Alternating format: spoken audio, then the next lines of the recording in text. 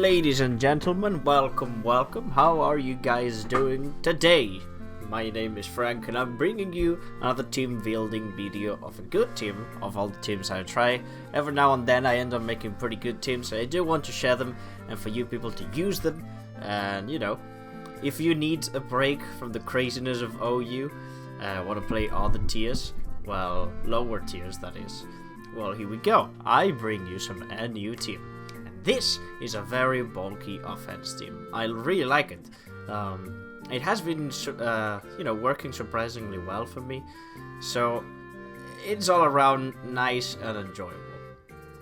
So first things, I want to explain how the team functions in general.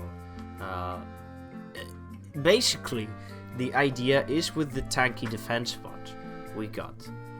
We lower, the HP of the pretty much the whole team, the opposing team, and we spread statuses around.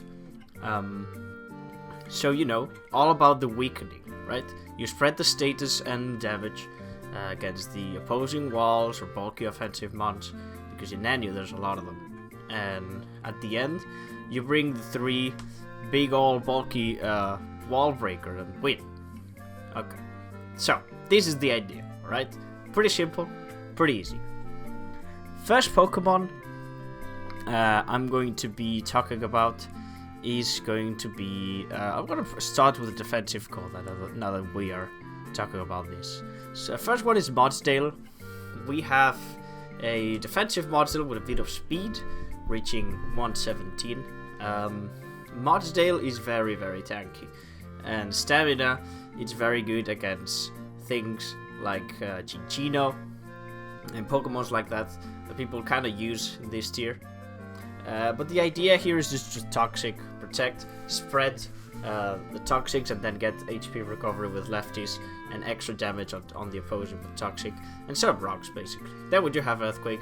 It is a bit dangerous to just have Earthquake because flying types can set up on you. Flying sub Pokemon can be very scary. So note that. But we do have an answer to sub Pokemon. I'll be talking about that later. But basically, tanking hits and spread toxics. That's the idea of the team. And that's what Modsdale is going to do as well. With that 125 attack too, those Earthquakes will be hurting a lot. Even if it's not invested, stab Earthquake on that. Doesn't allow most Pokemon to set up. It hits a lot of defensive counterparts that are poison type very well, like Garbodor, Skunk Tank is used quite a lot, etc. So, yeah, it's good. It's good, honestly. I'm surprised of how good this is. Then the second part of the defensive core is going to be Gofagrigus. Now, we're using a very special weird set that I've made. It's supposed to be max defense, so body press is better. But I decided to change it up to special defense. And I'll tell you why. We have iron defense on this side. Iron defense and body press.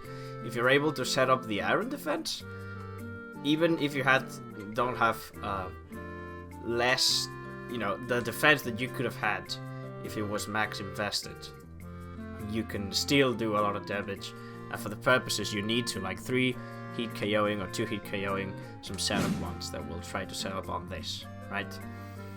So all around, it tanks the hit. It does have the Colbert Berry to give it more survivability. Fuck, I don't know how to say it. But yeah, more life.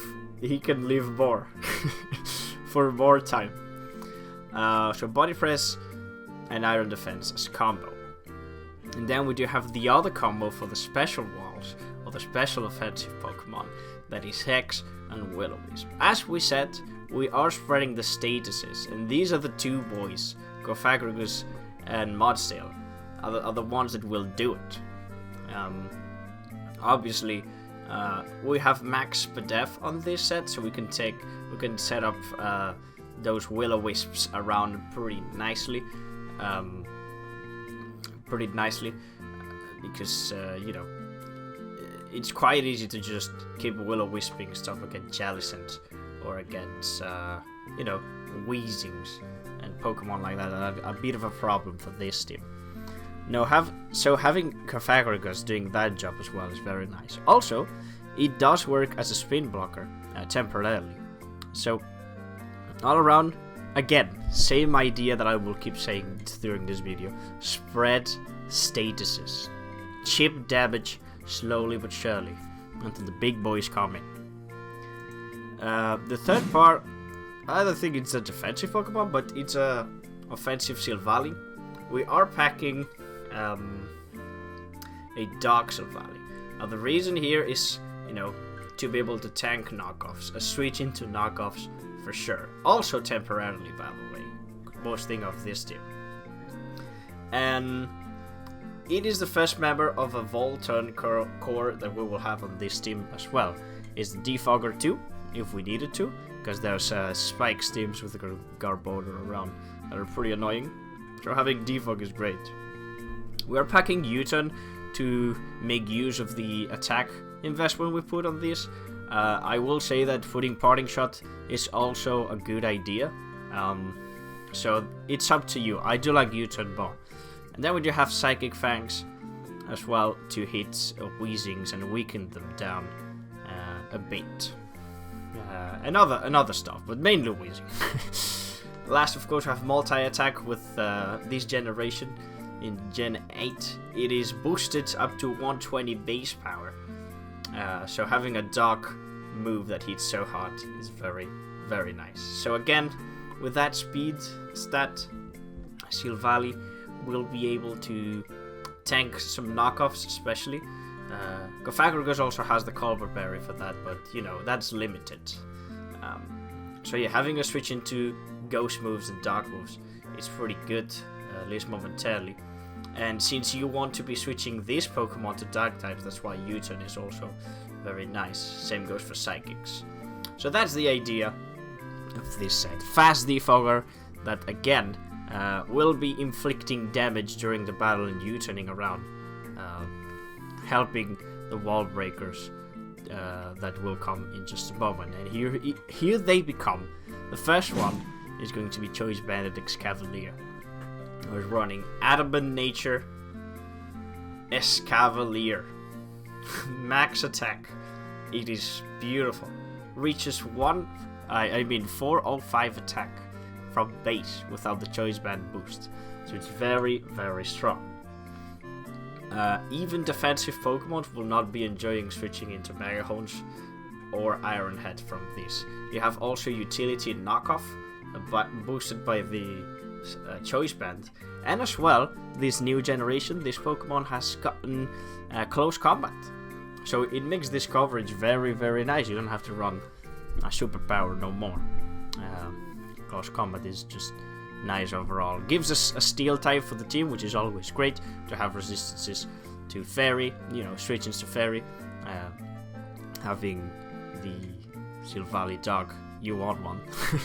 So it can serve of that, and of course, since the enemy's team will get weakened by the statuses, the attacks from from Escavalier will be even harder to take, right? So they can probably switch on once, but if they're toxic, the switches will be more and more limited.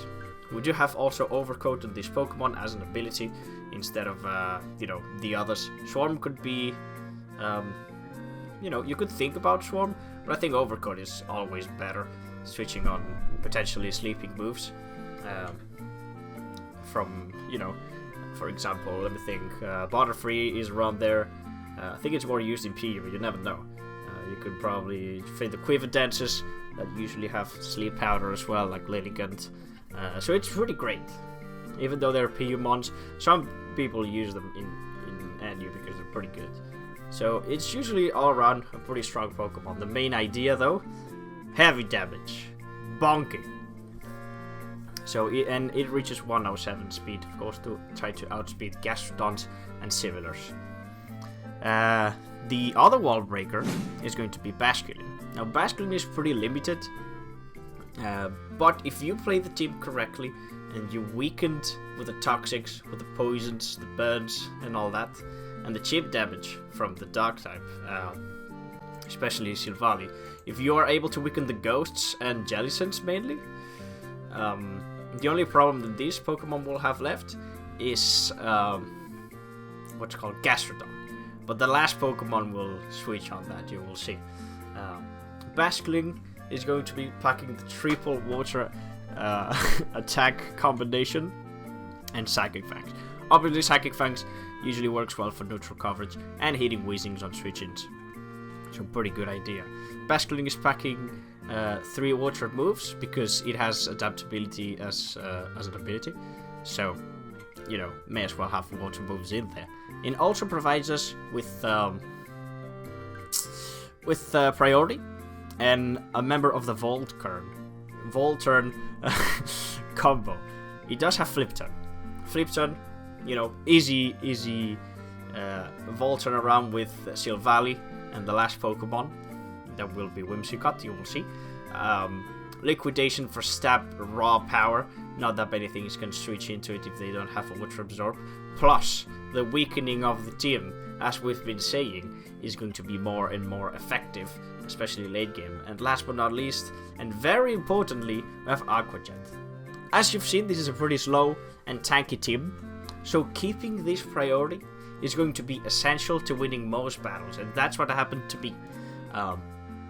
So do not waste Basculion too easily. Keep him in the background until the Water Absorb Pokemon is done or weakened, and having this priority available after all the damage, all the statuses, and the wall breakers you've been hitting. He's going to be golden. Not that many people resist that AQUA Jet, I must say, in late game after all of that damage. So think about it, protect the Basculing, and he's gonna reward you with some power and clean late game cleaning. And talking about late game cleaning is the last Pokemon that I already mentioned. It's going to be Whimsicott, and it's packing the Choice Specs. Very powerful. It gives the team a lot of speed. It's one of the fastest Pokemon in NU, and this is a bit to balance out the lack of speed on this team. I know it's no Scarfer, but we do have priority for that. And it's decently bulky with its typing. Base 75 and 85 defense is not too much, but it can tank hits a bit. It's a choice spec set. It has U-turn to complete the Volturn core with Basculin and Silvally. And the ability, as you can see, is Infiltrator and Non-Praxter. Obviously, if you see the moves, Moonblast, Giga Drain, Psychic, and U-turn, none of them are moves that will ever be used by a Praxter, so there's literally no need to put it. Now, the idea of having Infiltrator then is that sub-flying Pokemons, or water Pokemons, sub-Pokemons in general, are not safe for a very strong Choice Specs Pokemon, because it is strong. Stab Moonblast, ridiculous. And then Giga Drain, of course, with the Stab Grass move. It gets a little bit of extra recovery, making it a little hard to kill. And basically this Pokemon is here to deal with Jellicents or Gastrodons. As we've said, the Water Absorb tanky water types are the ones that are being annoying for this team. So having Whimsicott here with Stab Giga Drain with the choice specs, I think it's what do you need? So as you can see, this is how the team works. Any changes you think would improve the team, or that you would like to, to change because of personal reasons, or if you think you can do better, just tell me. I love it. I would love to hear it. I think probably maybe changing Cofagrigus for Jellicent could be studied. You could think about it because it's pretty interesting. But Cofagrigus has been doing so well for me. I don't know. You can tell me. But yeah, this is the team. Feel free to try it. Feel free to tell me if you try it, how well it went for you, if you changed something. I'm always up for a little bit of a debate about Pokemon team building. I love it, especially the lower tiers. And I hope we can just talk again someday. Yes, and that you have a good day. Well, stop rambling now. The team will be in the description, and I'll see you guys next time. Love you all. Goodbye.